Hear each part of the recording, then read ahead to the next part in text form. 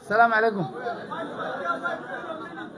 dhalinyarada meeshan iskugu imaatay dumarka waxyar inay dhegeysatiin baan rabaa. aniga magacayga waa daafac ninkii garan baa garan soo ma I'm here by virtue of an opportunity given to me by Garsandao Youth Chairman. waxaan rabaa inaan idin weydiiyo su'aal. maqsidkaan iskugu imaana meeshan ma garanaysin? maqsidkaan iskugu imaana waxaa weeye inaan muujinno dhalinyarada inay awood leedahay. soo run maaha niman yahow? meeshan maanta waxaa dhacday taariikh. waxaa yeelay hadda ka hor weli dhalinyaro isku imaatay oo xildhibaan la soo bixi rabto weli maad arka gaaris. waxaan arki jirnay in qoloqolo loo fadhiisto iyo beelbeel oo ruux la soo saaro soo maaha. This is a revolution and a revolution that will be televised baa gaaris ka dhici. ma rumayn karnaa arrinkan? aniga su-aasha rabo inaan idin weydiiyo waxaa way waan hadalnee diyaar ma u nahay inaan rumayno? warame hadhow aan kala dhaqaaqnaa.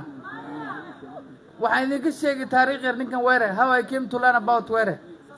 Were waa nin asagoo xil haynin ayuu muujiyey raganimo iyo tolnimo. mar walbo oo aan Were magaciisa maqlo waxaan arkaa asagoo qof caawinay. war ma been ba? inta ruuxu uu caawiyey asagoo xil haynin ayaa ku tusi kartaa Were hadduu xil hayo inuu boqolaal caawin karo. niman yahow raggaan dooranno oo aan xildhibaanada ka dhigno ama senatarada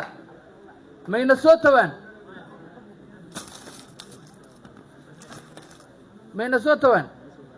waxaan rabaa inaan idiin sheego inaan iskaga baxno arrimahan dhalinyarta beelbeel noola kala saaray. maanta taariikhaan muujinno. We are coming from every corner of Garissa.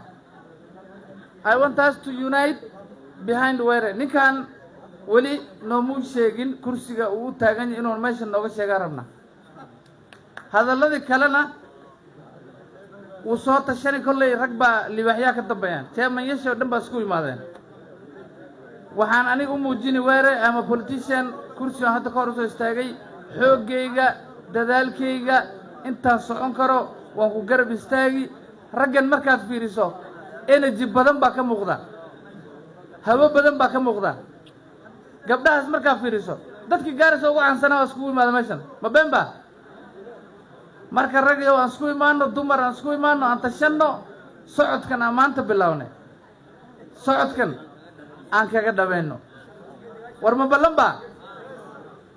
bal inta maanta go'aankan inay ku dhaqaaqdo rabto gacanta kor ha u taagto biidnillaahi kariim. jazakallahu khayr.